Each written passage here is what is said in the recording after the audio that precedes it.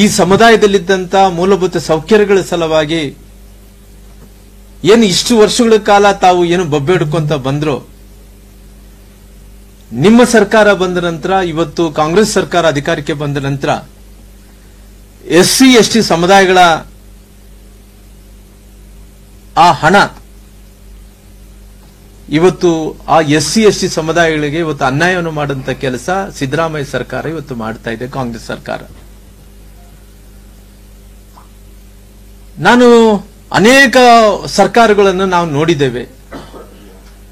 ಸರ್ಕಾರಗಳಲ್ಲಿ ನೋಡಿದಂತ ಟೈಮಲ್ಲಿ ನಾವೆಲ್ಲರೂ ಕೂಡ ಇವತ್ತು ಎಲ್ಲ ಇಲಾಖೆಗಳಲ್ಲಿ 18% ಹಣ, 24% ಹಣ ಆಯಾ ಇಲಾಖೆಯಲ್ಲಿ ತೆಗೆದಿಡಬೇಕು ಅನ್ನಂತ ಕಾರಣದಿಂದ ಅಲ್ಲಿ ಮಕ್ಕಳಿಗೆ ಶಿಕ್ಷಣ ಆಗಿರ್ಬೋದು, ಅಲ್ಲಿ ಆ ಸಮುದಾಯಗಳಿಗಿದ್ದಂತ ಜನಾಂಗದಲ್ಲಿದ್ದಂತ ಎಲ್ಲೆಲ್ಲಿ ವಾಸ ಮಾಡ್ತಾರೋ ಅವರೆಲ್ಲರಿಗೂ ಮೂಲಭೂತ ಸೌಕರ್ಯಗಳಾಗಿರ್ಬೋದು, ಆ ಯಾರ್ಯಾರು ಬಡವರು ಇದಾರೋ ಅವರೆಲ್ಲರಿಗೂ ಭೂ ಒಡೆತನ ಯೋಜನೆಯಲ್ಲಿ ಜಮೀನು ಕೊಡಿಸಂತ ವಿಚಾರ ಆಗಿರ್ಬೋದು, ಇವತ್ತು ಯಾವ ಸಮುದಾಯಗಳ ಜನರು SC ST ಜನಾಂಗದ ಜನರಿಗೆ ಗಂಗಾ ಕಲ್ಯಾಣ ಯೋಜನೆ ಆಗಿರ್ಬೋದು, ಆ ನೇರ ಸಾಲ ಆಗಿರ್ಬೋದು, ಯಾರೇ ಮಕ್ಕಳು ಉನ್ನತ ಶಿಕ್ಷಣವನ್ನು ಮಾಡ್ತಾರೆ ಅಂದ್ರೆ ಆ ಮಕ್ಕಳಿಗೆಲ್ಲರಿಗೂ ಕೂಡ ಸ್ಕಾಲರ್ಶಿಪ್ ಕೊಡುವಂತ ವಿಚಾರ ಆಗಿರ್ಬೋದು, ಮಕ್ಕಳಿಗೆ ಊಟ ಆಗಿರ್ಬೋದು, ಇವೆಲ್ಲದ ಸಲುವಾಗಿ ಸುಮಾರು 24% ಹಣವನ್ನು ಎಲ್ಲಾ ಇಲಾಖೆಯಲ್ಲಿ ತೆಗೆದಿಟ್ಟು ಬರ್ತಾ ಇದ್ರು. ಆದ್ರೆ ಇವತ್ತು ನಮ್ಮ ಸಮುದಾಯಗಳ STP ಮತ್ತು TSP ಹಣ ಕಳೆದ ವರ್ಷ ಹತ್ತತ್ರ ನಮಗೆ 11,000 ಕೋಟಿ ನಮ್ಮ ಸಮುದಾಯಗಳಿಗೆ ಏನು ಏಳಿಗೆ ಸಲುವಾಗಿ ಮೂಲಭೂತ ಸೌಕರ್ಯಗಳಿಗೆ ಇಟ್ಕೊಂಡು, ಶಿಕ್ಷಣ ಇಟ್ಕೊಂಡು ಅನೇಕ ಯೋಜನೆಗಳನ್ನು ಇವತ್ತು ಏನು ಆಗಬೇಕಾಗಿತ್ತನೋ ಈ ಸರ್ಕಾರ, ಸಿದ್ದರಾಮಯ್ಯ ಸರ್ಕಾರ, ಕಾಂಗ್ರೆಸ್ ಸರ್ಕಾರ ಇವತ್ತು ಸುಮಾರು ಹತ್ತತ್ರ 11,000 ಕೋಟಿ ರೂಪಾಯಿ ಹಣ ಕಳೆದ ವರ್ಷ ಇವತ್ತು ಆ ನಮಗೆ ಬೇಕಾದಂತ ಹಣವನ್ನು ಬೇರೆ ಬೇರೆ ಕಡೆ ಡೈವರ್ಟ್ ಮಾಡಿ ಆ ಪರಿಶಿಷ್ಟ ಜಾತಿ ಪರಿಶಿಷ್ಟ ಪಂಗಡಗಳಿಗೆ ಹಣವನ್ನು ಮುಟ್ಟಲಾರದಂತೆ, ಆ ಹಣವನ್ನು ಸಿಗಲಾರದಂತೆ ಈ ಸರ್ಕಾರ, ಕಾಂಗ್ರೆಸ್ ಸರ್ಕಾರ ಮಾಡಿದೆ. ಈ ವರ್ಷ ಹತ್ತತ್ರ ಈ ವರ್ಷ ನಾವು ನೋಡಿದ್ರೆ 14,000 ಕೋಟಿ, ಕಳೆದ ವರ್ಷ ಅಂತೂ 11,000 ಕೋಟಿ ಹೋಯ್ತು. ಎಲ್ಲಿ ಹೋಯ್ತು ಅಂದೇಳಿ ನಮಗೆ ಲೆಕ್ಕ ಇಲ್ಲ. ಏನು ಮಾಡಿದಾರ, ಎಲ್ಲಿ ಬಳಕೆ ಆಗಿದೆ ಅನ್ನಂಥದ್ದು ಲೆಕ್ಕ ಇಲ್ಲ. ನಮ್ಮ ಸಮುದಾಯಗಳ ಜನರಿಗೆ ಏನು ಮೂಲಭೂತ ಸೌಕರ್ಯಗಳ ಜೊತೆಲಿ ಗಂಗಾ ಕಲ್ಯಾಣ ಬೋರ್ ಕೊಡಕ್ ಆಗ್ತಾ ಇಲ್ಲ, ಮಕ್ಕಳು ಯಾರನ್ನು ಓದ್ಕೊಂತಾರೆ ಅಂದ್ರೆ ವಿದೇಶಕ್ಕೆ ಕಳ್ಸಕ್ ಆಗ್ತಾ ಇಲ್ಲ, ಅವ್ರಿಗೆ ಉನ್ನತ ಶಿಕ್ಷಣ ಕೊಡಸಕ್ ಆಗ್ತಾ ಇಲ್ಲ, ಮಕ್ಕಳಿಗೆ ಸ್ಕಾಲರ್ಶಿಪ್ ಕೊಡ್ಸಕ್ ಆಗ್ತಾ ಇಲ್ಲ, ಭೂ ಒಡೆತನ ಯೋಜನೆಯಲ್ಲಿ ಒಂದು ಕಾರ್ಯಕ್ರಮವನ್ನು ಕೊಡ್ತಲ್ಲ. ಈ ವರ್ಷ 14,000 ಕೋಟಿ ಒಟ್ಟು ಈ 2 ವರ್ಷಗಳಲ್ಲಿ, ಕಳೆದ ವರ್ಷ ಹಂಗಾಯ್ತು, ಈ ವರ್ಷ ಇವತ್ತು ಹತ್ತತ್ರ 14,000 ಕೋಟಿ ಅಂದ್ರೆಗಿನ 25,000 ಕೋಟಿ ಇವತ್ತು ದಲಿತರ ಹಣ. ಬಾಬಾ ಸಾಹೇಬ್ ಅಂಬೇಡ್ಕರ್ ಅವರು ಸಂವಿಧಾನವನ್ನು ಬರೆದಂತ ಟೈಮಲ್ಲಿ ನಮಗೇನು ಉಪಯೋಗ ಆಗಬೇಕಾದಂತ ಹಣ ಈ ಸರ್ಕಾರ ಇವತ್ತು ದುರ್ಬಳಕೆಯನ್ನು ಮಾಡಿಕೊಂಡಂತ ಕೆಲಸ ಈ ಸರ್ಕಾರ ಮಾಡಿದೆ. ಇವತ್ತು ಹತ್ತತ್ರ ಇವತ್ತು ನಾನು ಮೊನ್ನೆಯಿಂದ ಇವತ್ತು ಸಾಕಷ್ಟು ಡಿಬೇಟ್ಗಳು ನಡೀತಾ ಇದೆ. ಇವತ್ತು ನಮ್ಮ ಉದ್ದೇಶ, ಅವತ್ತಿನ ಸರ್ಕಾರದ ಉದ್ದೇಶ ಒಂದೇ ಒಂದು, ಬಹಳ ದಿನಗಳ ಬೇಡಿಕೆ ಇದೆ, ಈ ಸಮುದಾಯಕ್ಕೆ ಒಂದು ಮಿನಿಸ್ಟ್ರಿ ಆಗಬೇಕು, ಈ ಸಮುದಾಯಕ್ಕೆ ಒಬ್ಬ ಮಂತ್ರಿ ಆಗಬೇಕು, ಒಂದು ಸಚಿವಾಲಯ ಆಗಬೇಕು ಅನ್ನಂತ ಕಾರಣದಿಂದ ನಮ್ಮ ಭಾರತೀಯ ಜನತಾ ಪಾರ್ಟಿ ಸನ್ಮಾನ್ಯ ಬಸವರಾಜ ಬೊಮ್ಮಾಯಿಯವರು ಮುಖ್ಯಮಂತ್ರಿ ಇದ್ದಂತ ಟೈಮಲ್ಲಿ ಮೊದಲನೇ ಮೀಟಿಂಗ್ ಕರೆದು ನಮಗೆ ಒಂದು ಸಚಿವಾಲಯವನ್ನು ಮಾಡಿ ಮೊದಲನೇ ಮಂತ್ರಿ ಒಬ್ಬ ರಾಮುಲು ಅನ್ನೋರನ್ನ ಮಾಡಿಕೊಡಂತ ಕೆಲಸ ಈ ಸಮುದಾಯಕ್ಕೆ ನಮ್ಮ ಸರ್ಕಾರ, ಬಿಜೆಪಿ ಸರ್ಕಾರ ಮಾಡಿತ್ತು. ಮಾಡಿದ ನಂತರ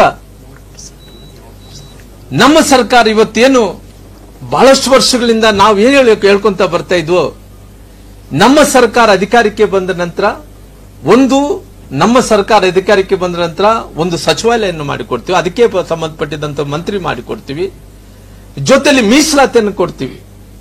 3% ಇರುವಂತಹ ಮೀಸಲಾತಿ 1953ರಲ್ಲಿ ಏನು 3% ಮೀಸಲಾತಿ ಇವತ್ತು ಕೂಡ ಭಾರತೀಯ ಜನತಾ ಪಾರ್ಟಿ ಸರ್ಕಾರ ಅಧಿಕಾರಕ್ಕೆ ಬರಲಿದ್ದ ಮುಂಚೆ ಕೂಡ 3% ಮೀಸಲಾತಿತ್ತು. ನಮ್ಮ ಸರ್ಕಾರ ಅಧಿಕಾರಕ್ಕೆ ಬಂದ ನಂತರ 7% ಮಾಡಿದ್ವಿ.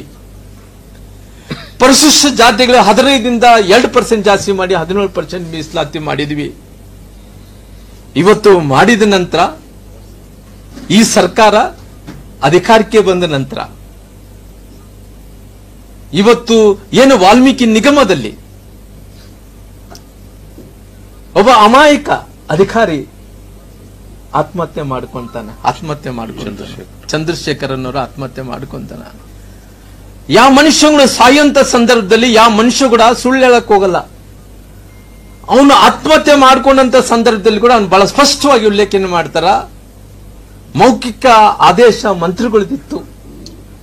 ಆ ಮೌಖಿಕ ಆದೇಶ ಮಂತ್ರಿಗಳು ಇರೋ ಕಾರಣ ಈ ಹಣ ಇವತ್ತು ಒಂದು ಬ್ಯಾಂಕ್ನಿಂದ ಇನ್ನೊಂದು ಬ್ಯಾಂಕ್ಗೆ ಹೋಗಿ ಅಲ್ಲಿ ಬ್ಯಾಂಕ್ ಖಾತೆಯನ್ನು ಓಪನ್ ಮಾಡಿ ಹತ್ತತ್ರ 187 ಕೋಟಿ ರೂಪಾಯಿ ಹಣ, ಹತ್ತತ್ರ ಎಷ್ಟಿಗೆ ಸಂಬಂಧಪಟ್ಟಿರುವಂತದ್ದು 87 ಕೋಟಿ ರೂಪಾಯಿ ಹಣ.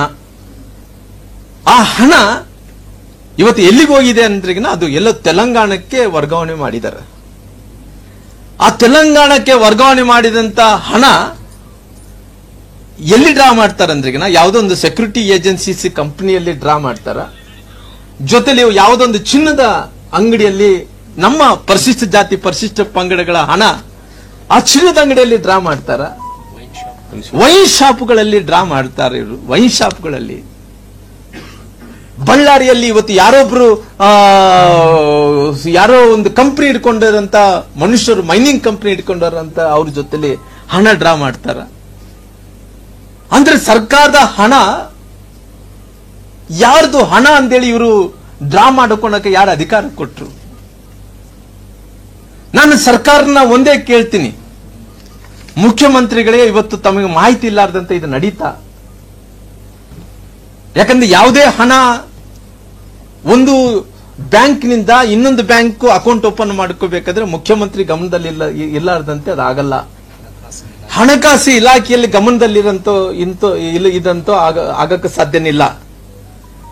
ಇವತ್ತು ನನಗೆ ಒಂದು ಸಂಶಯ ಬರ್ತಾ ಇದೆ, ಈ ರಾಜ್ಯದ ಜನರಿಗೆ, ಈ ಸಮುದಾಯಗಳ ಜನರಿಗೆ ಇವತ್ತು ಈ ಏನು ಭ್ರಷ್ಟಾಚಾರ ಏನಾಗಿದೆನೋ ಇದರಲ್ಲಿ ಹಣಕಾಸಿನ ಇಲಾಖೆಯಲ್ಲಿ ಕೂಡ ಅವರು ಶಾಮೀಲ್ ಇದಾರ ಅನ್ನೋಂಥದ್ದು ಪ್ರಶ್ನೆ ನಮ್ಮೆಲ್ಲರಲ್ಲಿ ಕೂಡ ಕಾಡ್ತಾ ಇದೆ. ಹಂಗಾಗಿ ಇವತ್ತು ಹಣಕಾಸಿನ ಮಂತ್ರಿಗಳು ಯಾರು? ಇವತ್ತು ಹಣಕಾಸಿನ ಮಂತ್ರಿಗಳು ಈ ರಾಜ್ಯದ ಮುಖ್ಯಮಂತ್ರಿಗಳಂತ ಸಿದ್ದರಾಮಯ್ಯನವರು ಅವರು ಹಿಸ್ಟ್ರಿ ನೋಡಿದ್ರೆ ಸುಮಾರು 14-15 ಬಾರಿ ಹಣಕಾಸಿನ ಮಂತ್ರಿಗಳಾಗಿ ಕೆಲಸ ಮಾಡಿದಂತವ್ರು. ಇಷ್ಟು ದೊಡ್ಡ ಹಣ ಬೇರೆ ಕಡೆ ವರ್ಗಾವಣೆ ಆಗ್ತಾ ಇದೆ ಅಂದ್ರೆಗಿನ ಅವ್ರಿಗೆ ಗೊತ್ತಾಗಲಾರ್ದಂತ ಆಗುತ್ತೆ ಅನ್ನೋಂಥದ್ದು ನನ್ನ ಪ್ರಶ್ನೆ ಕೇಳಬೇಕಾಗಿದೆ ಮುಖ್ಯಮಂತ್ರಿಗಳೇ. ಅದಕ್ಕೋಸ್ಕರವಾಗಿ ನಾನು ನೇರವಾಗಿ ತಮ್ಮನ್ನ ನಾನು ಒತ್ತಾಯ ಮಾಡ್ತೀನಿ. ಯಾಕಂದ್ರೆ ಇವತ್ತು ತಾವಂತೂ ಸಿಬಿಐ ಕೊಡಕ್ಕೆ ತಾವು ಒಪ್ಪಿಲ್ಲ. ಅಲ್ಲಿ ಏನೊಂದು ಕಡೆ ಬ್ಯಾಂಕಿಂಗ್ ರೂಲ್ಸ್ ಪ್ರಕಾರ ಬ್ಯಾಂಕಿಂಗ್ ಅವರು ತಾವು ಬ್ಯಾಂಕಿನ ಚೇರ್ಮನ್ ತಪ್ಪು ಮಾಡಿದ್ದಾರೆ, ಬ್ಯಾಂಕಿನ ಅಧಿಕಾರಿಗಳು ತಪ್ಪು ಮಾಡಿದ್ದಾರೆ ಅನ್ನೋ ಕಾರಣದಿಂದ ಅವ್ರ ಮೇಲೆ ಒತ್ತಕ್ಕೆ ಹೋದ್ರೆ ಅವ್ರೇನ್ ಮಾಡಿದ್ರು? ಸಿಬಿಐ ಬರೆದ್ರು, ನೀವು SIT ಕೊಟ್ರು, ಅವರು ರಕ್ಷಣೆ ಮಾಡಕ್ಕಂತ ಪ್ರಯತ್ನ ಮಾಡಿದ್ರಿ. ಇವೆಲ್ಲ ಮಾಡಿದಂತ ಟೈಮಲ್ಲಿ ಎಲ್ಲೋ ಒಂದು ಕಡೆ ನಮಗಂತೂ ಅನುಮಾನ ಅಂತೂ ನಿಮ್ಮೆಲ್ಲೂ ಕೂಡ ನಮಗೆ ಬರ್ತಾ ಇದೆ. ಅದಕ್ಕೋಸ್ಕರವಾಗಿ ನಾನು ನೇರವಾಗಿ ತಮ್ಮ ಹತ್ರ ಹೇಳ್ಬೇಕಾದ್ರೆ ಮುಖ್ಯಮಂತ್ರಿಗಳೇ ತಾವು ರಾಜೀನಾಮೆಯನ್ನು ಕೊಡ್ರಿ.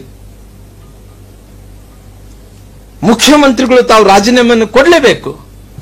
ಅದ್ರ ಸಲುವಾಗಿ ಭಾರತೀಯ ಜನತಾ ಪಾರ್ಟಿ ನಮ್ಮ ರಾಜ್ಯಾಧ್ಯಕ್ಷ ವಿಜೇಂದ್ರ ಅವರು ಇವತ್ತು ತೀರ್ಮಾನವನ್ನು ತಗೊಂಡಿದ್ದಾರೆ. ಮುಂಬರುವಂತಹ ದಿನಗಳಲ್ಲಿ ರಾಜ್ಯಾದ್ಯಂತ ಈ ಹೋರಾಟ ನಡೀಬೇಕು. ರಾಜ್ಯದಾದ್ಯಂತ ಹೋರಾಟವನ್ನು ನಡೀಬೇಕಾದ್ರೆ ಆಲ್ರೆಡಿ ಜಿಲ್ಲಾ ಮಟ್ಟದಲ್ಲಿ ತಾಲೂಕು ಮಟ್ಟದಲ್ಲಿ ನಾವು ಡೇಟ್ ಕೂಡ ನಿಗದಿ ಮಾಡಿದ್ವಿ. 28ನೇ ತಾರೀಕಿಗೆ ಎಲ್ಲಾ ಕಡೆ ಕೂಡ ಒಂದು ದೊಡ್ಡ ಹೋರಾಟವನ್ನು ಕೂಡ ಮಾಡಬೇಕು. ಅದು ಈ ರಾಜ್ಯದ ಮುಖ್ಯಮಂತ್ರಿಗಳಂತ ಸಿದ್ದರಾಮಯ್ಯ ರಾಜೀನಾಮೆ ಮಾಡಬೇಕನ್ನಂತ ಒತ್ತಾಯವನ್ನು ಕೂಡ ನಾನು ಮಾಡ್ತೀನಿ.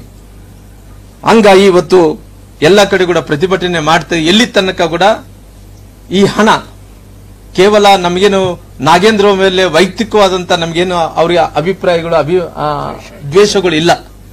ಆದ್ರೆ ಅವರೇನು ಅವರ ಮಂತ್ರಿ ಸ್ಥಾನದಿಂದ ರಾಜೀನಾಮೆ ಕೊಟ್ಟಿದ ತಕ್ಷಣನೇ ಅಲ್ಲಿಗೆ ನಮಗೇನು ಸಮಾಧಾನ ಆಗ್ಲಿಲ್ಲ, ನಮ್ಮ ಸಮುದಾಯಕ್ಕೇನು ನ್ಯಾಯ ಸಿಕ್ಕಿಲ್ಲ.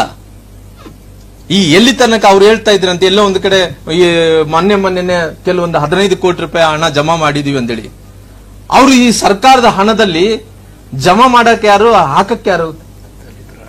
ದಲಿತರಣ. ಈ ದಲಿತರನ್ನ ಮುಟ್ಟಕ್ಕೋಸ್ಕರವಾಗಿ ಯಾರು ಅಧಿಕಾರವನ್ನು ಕೊಟ್ಟಿದ್ದಾರೆ ಅವರಿಗೆ? ಹಂಗಾಗಿ ನಾನು ಆಗ್ರಹವನ್ನು ಮಾಡ್ತೀನಿ, ಈ ರಾಜ್ಯದ ಮುಖ್ಯಮಂತ್ರಿಗಳಂತ ಸಿದ್ದರಾಮಯ್ಯರು ರಾಜೀನಾಮೆ ಕೊಡಬೇಕೆಂದೇಳಿ ನಾನು ಒತ್ತಾಯವನ್ನು ಕೂಡ ಮಾಡ್ತೀನಿ. ನಮ್ಮ ಭಾರತೀಯ ಜನತಾ ಪಾರ್ಟಿ ರಾಜ್ಯದಾದ್ಯಂತ ಹೋರಾಟವನ್ನು ಮಾಡ್ತೀವಿ. ಎಲ್ಲಿ ತನಕ ಈ ಸಮುದಾಯಗಳ ಜನರಿಗೆ ಒಂದು ಜಸ್ಟಿಸ್ ಸಿಗಲ್ಲ, ನ್ಯಾಯ ಸಿಗಲ್ಲ, ಅಲ್ಲಿ ತನಕ ಹೋರಾಟವನ್ನು ಮಾಡುವಂತ ಕೆಲಸ ನಾವು ಮಾಡ್ತೀವಿ.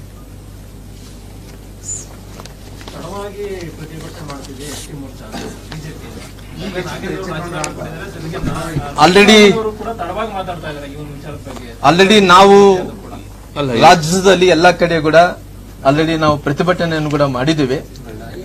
ಬಳ್ಳಾರಿಯಲ್ಲಿ ಕೂಡ ದೊಡ್ಡ ಮಟ್ಟದಲ್ಲಿ ಪ್ರತಿಭಟನೆ ಮಾಡಿದ್ದೇವೆ. ಹಂಗಾಗಿ ಇನ್ನ ಮುಂದೆ ಇದನ್ನು ಇಲ್ಲಿಗೆ ನಿಲ್ಲಿಸಬಾರದು ಅನ್ನೋ ಕಾರಣದಿಂದ ಈ ಶತಮಾನದ ದೊಡ್ಡ ಭ್ರಷ್ಟಾಚಾರ ಇದು. ಅದು ದಲಿತರು ಮತ್ತು SC/ST ಜನಾಂಗದ ಹಣವನ್ನು ಭ್ರಷ್ಟಾಚಾರ ಮಾಡಿದಂತ ಈ ಸರ್ಕಾರಕ್ಕೆ ಇನ್ನು ಮುಂದೆ ಈ ಸರ್ಕಾರಕ್ಕೆ ಎಲ್ಲ ಒಂದು ಕಡೆ ನಾವು ಚಾಟಿ ಬೀಸಬೇಕು. ಈ ಸರ್ಕಾರ ಇನ್ನು ಮುಂದೆ ಈ ರೀತಿ ಮಾಡಿದಂತ ಟೈಮಲ್ಲಿ ದೊಡ್ಡ ಮಟ್ಟದಲ್ಲಿ ಹೋರಾಟವನ್ನು ಮಾಡ್ತಾರ ಅನ್ನಂತ ರೀತಿಯಲ್ಲಿ ಆಗಬೇಕು ಅನ್ನಂತ ಕಾರಣದಿಂದ ಈ ರೀತಿ ಹೋರಾಟವನ್ನು ಮಾಡಬೇಕಂದೇಳಿ ತೀರ್ಮಾನವನ್ನು ತಗೊಂಡಿದೆ. ಎಸ್ ಟಿ ಮೋರ್ಚಾ ನಿರಂತರ ಹೋರಾಟ ಮಾಡ್ಕೊಂತ ಬಂದಿದೆ ಸರ್. ಈಗ ನೀವು ಸಿಬಿಐಗೆ ಬರ್ತಾ ಇಲ್ಲ ಅಂತ ನೀವು ಹೆಚ್ಚಾನ ಪ್ರೆಸರ್ ಕೊಟ್ಟು ಒತ್ತಾಯ ಮಾಡಬಹುದಲ್ಲ? ಆಲ್ರೆಡಿ ಆಟೋಮೆಟಿಕ್ ಬ್ಯಾಂಕಿಂಗ್ ರೂಲ್ಸ್ ಪ್ರಕಾರ ಯಾವುದೇ ಒಂದು ವಿಚಾರ 3 ಕೋಟಿ ಮೇಲೆ ಬ್ಯಾಂಕಿಂಗ್ ಅಲ್ಲಿ ಹಗರಣ ಭ್ರಷ್ಟಾಚಾರ ಆದ್ರೆ ಆಟೋಮೆಟಿಕ್ ಆಗಲಿ ಸಿಬಿಐಗೆ ಹೋಗುತ್ತೆ. ನಮ್ಮ ಗುರಿ ಒಂದೇ ಒಂದು, ಸಿಎಂ ಅವರು ರಾಜೀನಾಮೆಯನ್ನು ಕೊಡಬೇಕು. ಶ್ರೀರಾಮ್ ಸರ್, ನೀವು SCP TSP ಆಕ್ಟ್ ತಂದಿದೆ ಸರ್ಕಾರ, ಆಯ್ತಾ? ನಿಮ್ಮ ಅವಧಿಯಲ್ಲಿ ಏನಾಗಿದೆ ನಿಮ್ಗೆ ಚೆನ್ನಾಗಿ ಗೊತ್ತಿದೆ. ನಾನು ಭ್ರಷ್ಟಾಚಾರ ಆಗಿರೋದು ಈಗ ಈ ಹಗರಣ ಅಂತ ಗೊತ್ತಿದೆ. ನಿಮ್ಮ ಸರ್ಕಾರದ ಅವಧಿಯಲ್ಲಿ ಕೂಡ ಈ ಪರಿಣಾಮಕಾರಿಯಾಗಿ ಅದು ಇಂಪ್ಲಿಮೆಂಟ್ ಆಗಲಿ SCP TSP. ನಿಮಗೆ ರಾಜ್ಯ ಸರ್ ನಿಮಗೆ ಗೊತ್ತಿದೆ ಅಂಕಿಅಂಶಗಳು. ಅಂದ್ರೆ ಯಾವ ಪಕ್ಷದ ಸರ್ಕಾರ ಬಂದ್ರು ಕೂಡ ಒಂದು ಆಕ್ಟ್ ಅಂತ ಅಷ್ಟೇ ಮಾಡೋದು SCP TSP ಎಕ್ಸಾಂಪಲ್ ಹೇಳ್ತಾರೆ. ಅದು ನಿಮಗೆ ಶ್ರೀರಾಮ್ ಸರ್ ನಿಮಗೆ ಚೆನ್ನಾಗಿ ಗೊತ್ತಿದೆ. ಬಹುತೇಕ ರಾಜ್ಯದ ಅನೇಕ ಭಾಗಗಳಿಂದ ನಿಮ್ಮನ್ನು ಭೇಟಿ ಆಗ್ತಿತ್ತು, ನಾವು ಗಮನಿಸಿದ್ದೇವೆ. ಅಂದ್ರೆ ಎಲ್ಲೋ ಆ ಒಂದು ಆಕ್ಟ್ ಇಂಪ್ಲಿಮೆಂಟೇಷನ್ ಫೇಲ್ಯೂರ್ ಆಗ್ತಿದೆ ಅಂತ ಹೇಳ್ತಾರೆ. ಅಲ್ಲ, ನನಗೆ ಬಹಳ ಸ್ಪಷ್ಟವಾಗಿ ಈ SC/ST ಸಮುದಾಯಗಳಿಗೆ ಸಂಬಂಧಪಟ್ಟಿರುವಂತ ಆಕ್ಟ್ ಏನ್ ಮಾಡಿದಾರೋ 24% ಹಣ ಏನಿದೆ ಅದು ತೆಗೆದಿಡಬೇಕಾಗಿತ್ತು. ಒಂದು ಕೋವಿಡ್ ಬಂದಂತ ಸಂದರ್ಭದಲ್ಲಿ ಮಾತ್ರ ಅಲ್ಲಿ ಅದು ಆಗ್ಲಿಲ್ಲ ಅನ್ನೋದು ಬಿಟ್ರೆ ಉಳಿದ ಎಲ್ಲ ಸಂದರ್ಭದಲ್ಲಿ ಆ ಸಮುದಾಯಗಳಿಗೆ ಜಸ್ಟಿಸ್ ನ್ಯಾಯವನ್ನು ಕೊಡುವಂತ ಕೆಲಸ ಎಲ್ಲಾ ಸರ್ಕಾರಗಳು ಮಾಡಿದ. ಆದ್ರೆ ಯಾವ ಸರ್ಕಾರ ಕೂಡ ಈ ರೀತಿ ನಿಗಮಗಳಲ್ಲಿದ್ದಂತ ಡೆಪಾಸಿಟ್ ಅಮೌಂಟ್ ಏನು ಈ ನಿಗಮಗಳಲ್ಲಿ ಸ್ವಲ್ಪ ತೆಗೆದಿಟ್ಟುಕೊಂಡು ಬಂದಿರ್ತಾರೋ ಆ ಹಣವನ್ನು, ಸರ್ಕಾರದ ಹಣವನ್ನು ಡ್ರಾ ಮಾಡಬೇಕನ್ನಂತ ಕೆಲಸ ಯಾವ ಸರ್ಕಾರಗಳು ಮಾಡಲಿಲ್ಲ. ಸರ್, ಹಣ ಡ್ರಾ ಮಾಡಕ್ಕೆ ಪವರ್ ನಿಮ್ಮ ಮಿನಿಸ್ಟರ್ ಕನ್ಸಲ್ಟೇಷನ್ ಯಾರು ಇರಕ್ಕೆ ಪವರ್ ಇದೆಯಲ್ಲ, ಅದೊಬ್ಬ ಅಧಿಕಾರಿ ಅಂತ ಇರ್ತಾನೆ, ಸೆಕ್ರೆಟರಿ ಅಂತ ಇರ್ತಾನೆ, ಡೈರೆಕ್ಟರ್ ಅಂತ ಇರ್ತಾನೆ. ಅವ್ರು ಕೂಡ ಒಂದು 5 ಲಕ್ಷಕ್ಕಿಂತ ಕಡಿಮೆ ಇರಲ್ಲ. ಬಟ್ ಅದು ಅಧಿಕಾರಿಗಳಲ್ಲಿ ಎಲ್ಲರೂ ಶಾಮೀಲಾಗಿದೆ. ಆ ಇದ್ರ ಪ್ರಯುಕ್ತ ನೀವು ಹೆಂಗ್ ಹೋರಾಟ ಹೆಂಗ್ ಮಾಡ್ತಾರೆ ಅಂತ ಅಲ್ಲಿ ಒಬ್ಬರೇ ಶಾಮೀಲ್ ಇಲ್ಲ ಅಂದ್ರೆ ನೋಡ್ರಿ ಸರ್, ಇವತ್ತು ನಿಮಗೆ ಅನುಭವ, ನನಗೆ ಕೂಡ ಸ್ವಲ್ಪ ಅನುಭವ ಇದೆ. ಯಾಕಂದ್ರೆ ಯಾವುದೇ ಮಂತ್ರಿಗಳು ಇದ್ದಂತ ಟೈಮಲ್ಲಿ ಕೂಡ ಅದಕ್ಕೆ ಒಬ್ಬ ಸೆಕ್ರೆಟರಿ ಇರ್ತಾನ, ಕಮಿಷನರ್ ಇರ್ತಾನ, ಡೈರೆಕ್ಟರೇಟ್ ಇರ್ತಾರ. ನಂತರ ಅವೆಲ್ಲ ಕೂಡ ಕಾನೂನುಬದ್ಧವಾಗಿ ಯಾವುದೇ ಕೆಲಸಗಳು ಕೊಡಬೇಕು, ಯಾವುದೇ ಹಣವನ್ನು ಮಂಜೂರಾತಿಯನ್ನು ಮಾಡಬೇಕಾದ ಎಲ್ಲ ಪ್ರೊಸೀಜರ್ ಕೂಡ ಇರ್ತಾವ. ಮತ್ತೆ ಪುನಃ ಹಣಕಾಸಿನ ಇಲಾಖೆಯಲ್ಲಿ ಕೂಡ ನಾವು ಅಪ್ರೂವಲ್ ತಗೋಬೇಕು.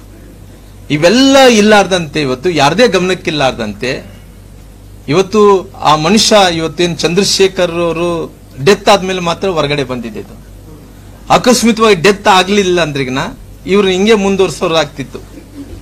ಹಂಗಾಗಿ ಇವತ್ತು ಇದ್ರನ್ನ ಬಹಳ ಸ್ಪಷ್ಟವಾಗಿ ಪೂರ್ಣ ಜವಾಬ್ದಾರಿ ಮುಖ್ಯಮಂತ್ರಿಗಳು ತಗೋಬೇಕಾಗುತ್ತೆ. ಹಣಕಾಸಿನ ಮಂತ್ರಿಗಳು ಅವರೇ ಇರೋ ಕಾರಣ ಅದಕ್ಕೋಸ್ಕರವಾಗಿ ನಾವು ಮುಂದಿನ ಹೋರಾಟ ಇದು ಮುಖ್ಯಮಂತ್ರಿಗಳ ರಾಜೀನಾಮೆ ಕೊಡಬೇಕೆಂದೇಳಿ ಹೋರಾಟವನ್ನು ಮಾಡ್ತಾ ಇದ್ವಿ.